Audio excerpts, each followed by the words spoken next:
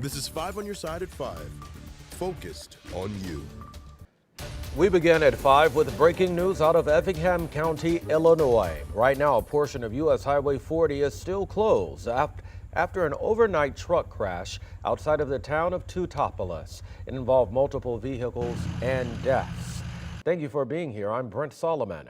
This evening, we've learned many people in the town had to be evacuated due to an ammonia leak. That area is still considered hazardous. 5 on your side's Diamond Palmer is at Teutopolis High School for us, where authorities have set up a staging area for reporters. She's live with the very latest. Diamond.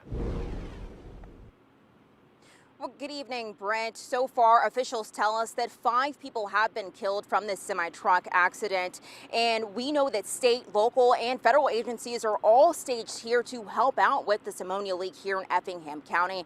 They tell us that 500 people have already been evacuated from their homes, and even a 2-mile radius that's been set around the area to keep people safe. We know that this ammonia can cause lots of damage to people's lungs. And right now, the evacuation area includes Pearl Street and Teutopolis along Route 40 to 2100 North Road. This is north to I-70 and west to Pearl Street. And representatives from the Illinois Environmental Protection Agency, Illinois Emergency Management Agency, Office of Homeland Security, Illinois State Police, and the Illinois Department of Transportation are all on scene and coordinating a response with local and fire departments, including the Effingham Emergency Management. Now, the Illinois EPA says this semi-truck that crashed was carrying 7,500 gallons of anhydrous ammonia, and about 4,000 gallons have already been released in this community.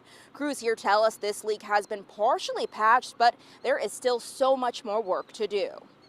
First off, the families and all those affected have our deepest sympathy. And we realize that by these road closures, by the evacuations, what a hardship that is to several of our citizens. Illinois State Police say that they are continuing to work these road closures out, and they are doing so in a safe manner. And when that does happen, they will provide an updated number to the fatalities, not only to grieving families, but people here in this town of Teutopolis. The National Transportation Safety Board also has a crew on ground to investigate this crash. Reporting live here in Teutopolis, Diamond Palmer, 5 on your side. All right, Diamond, thanks. Stay with us on air and online for continuing coverage of this story. We'll have much more for you tonight at 10. There's more breaking news now in St. Louis. Within just the past 2 hours, police confirmed yet another detainee from the St. Louis Justice Center has died. Authorities say around 2 this morning, Jawan Carter had a medical emergency that landed him in the hospital. That's where he died.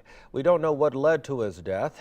This is the 3rd jail detainee death since the end of August, following ongoing concerns at the city jail. Detainees also took a security guard hostage back in August.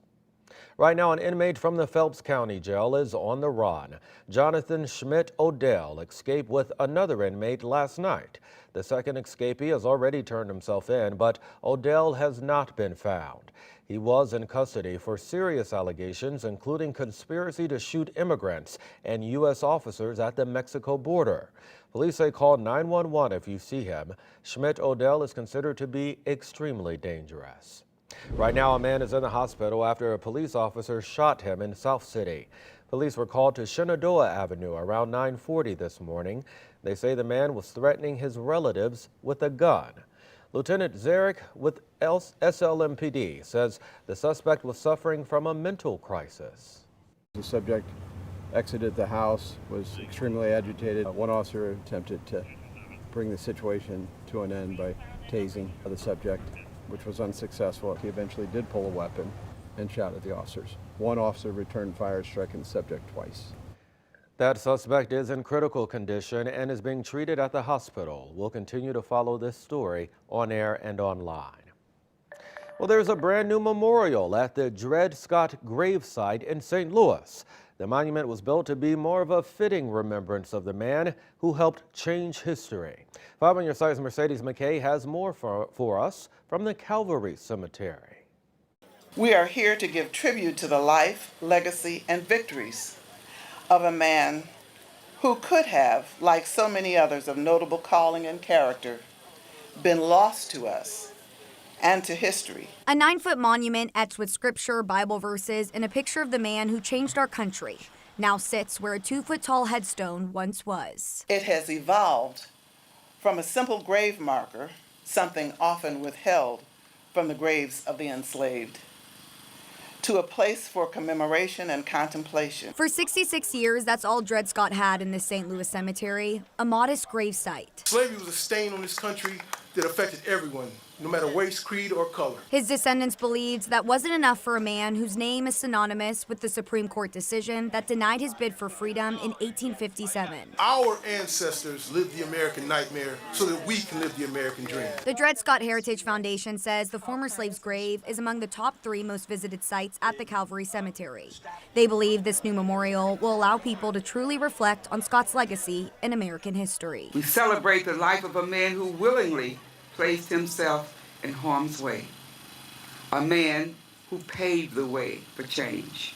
Change that improved the lives of others. While many gathered Saturday to focus on the past, they also addressed the present with the belief for a brighter future. Our hope is that this memorial will ever stand as a tribute to the desire for freedom manifested. In St. Louis, Mercedes McKay, 5 on your side.